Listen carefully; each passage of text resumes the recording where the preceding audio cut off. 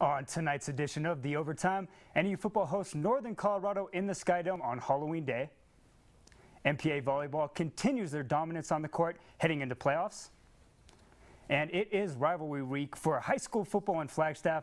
Flagstaff and Coconino hit the field in about 30 minutes at the Sky Dome. We give our insights for tonight's game.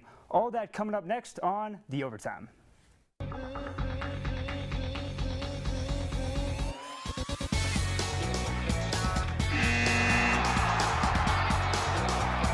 Thank you for joining us and welcome to this edition of The Overtime, Northern Arizona's only sports show. I'm your host, Cody Cameron. We have a packed show for you tonight with a lot of local sports action. And joining me as sports reporter, Matt Stern. Matt, welcome to the show.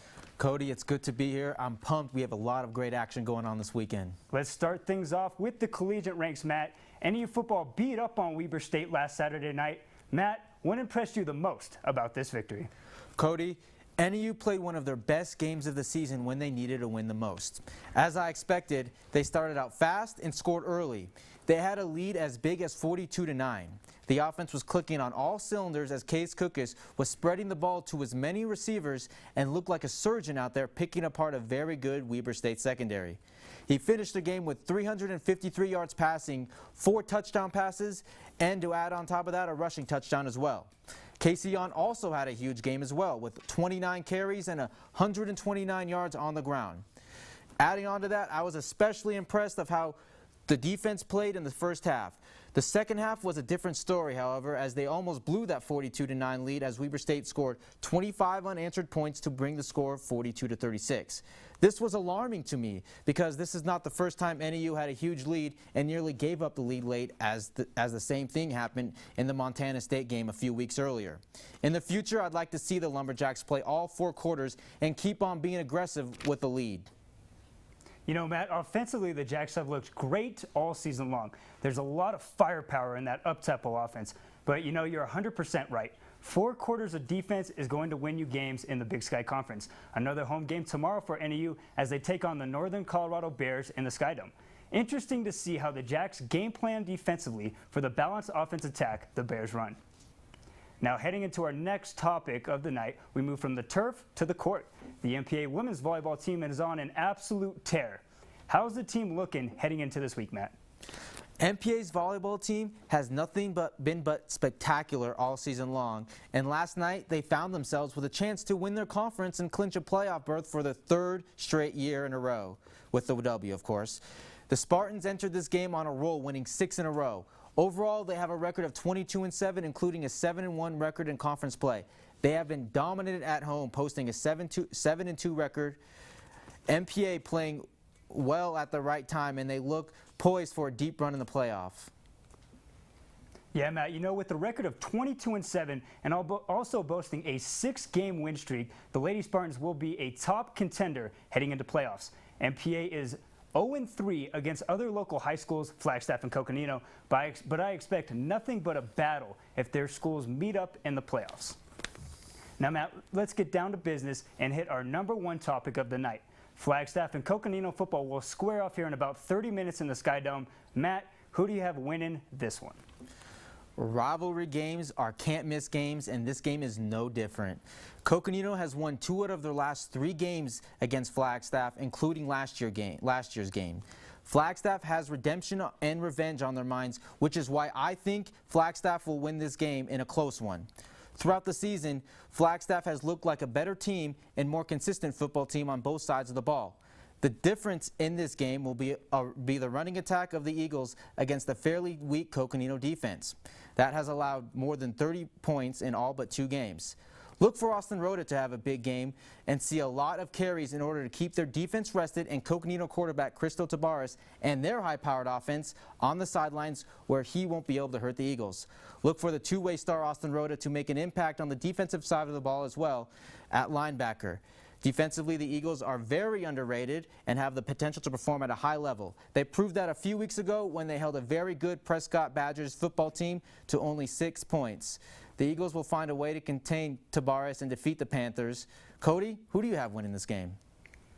Well, first off, Matt, you're 100% right. Flagstaff has a very powerful running game with a strong offensive line and a workhorse running back with Austin Rhoda. But I am disagreeing with you in choosing the Coconino Panthers to come out with the win in this one. Now, Coconino, with an extra week to practice because of their bye week, will be more than ready to stop the Eagles' run attack. I expect the Panthers to bring down a safety and be in an 8-man box for most of the game defensively. For Flagstaff to win, they're going to have to throw the ball effectively against this defense, and this is something the Eagles have not excelled at this year.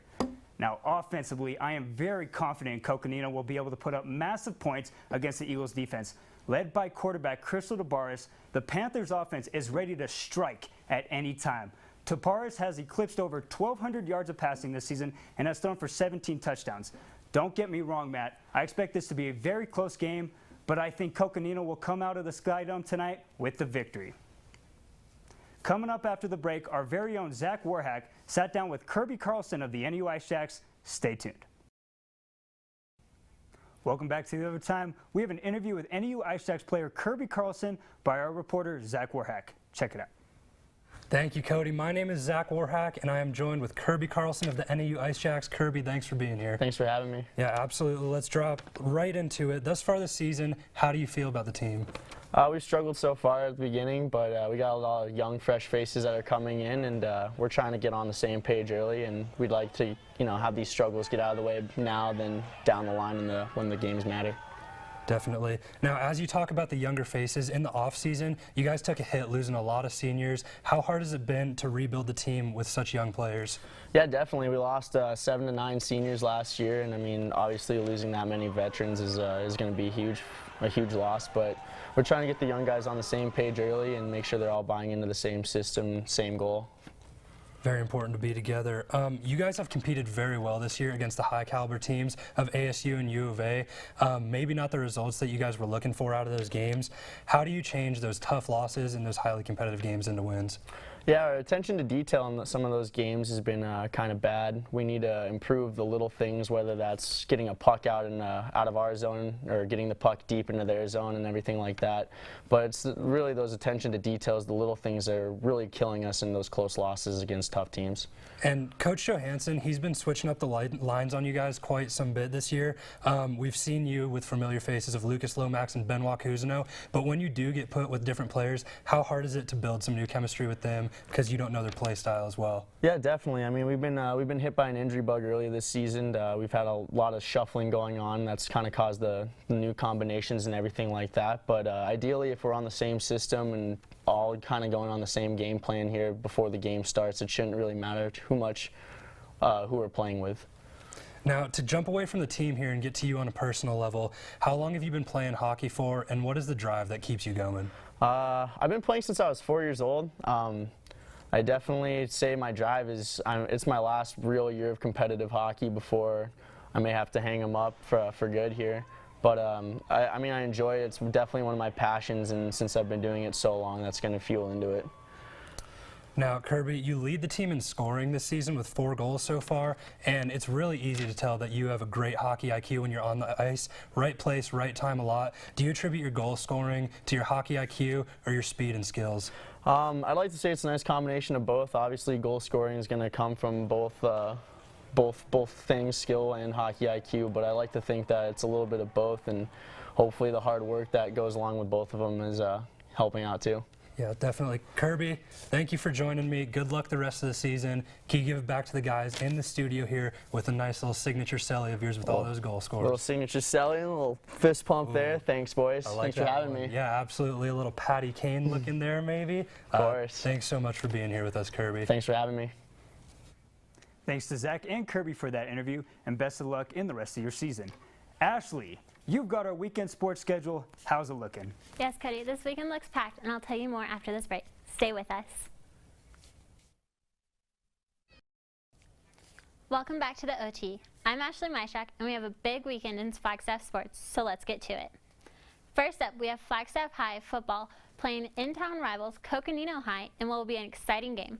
That'll be tonight in the walk-up. Next, we have NAU football taking on the team from Northern Colorado in the Sky Dome Saturday at 2 p.m. It looks to be a good game, so come check it out. Or you can also watch it on Fox Sports AZ+. Also Saturday, we have NAU Volleyball hoping to keep their winning streak going as they travel to Weber State. This game starts at 6 p.m. Also traveling Saturday, NAU Cross Country is in Cedar City, Utah at the Big Sky Conference Championship. Wish them luck as women start at 10 a.m. and men start at 11. Moving over to the ice rink, NAU Ice Jacks go against Boise State tonight at 8:30 in the Jay Lively Ice Arena. That's all we got this week, so make sure to come check out your local sports teams. Well, big thanks to Ashley and big thanks to Matt. And check us out next week, 6:15 at Friday.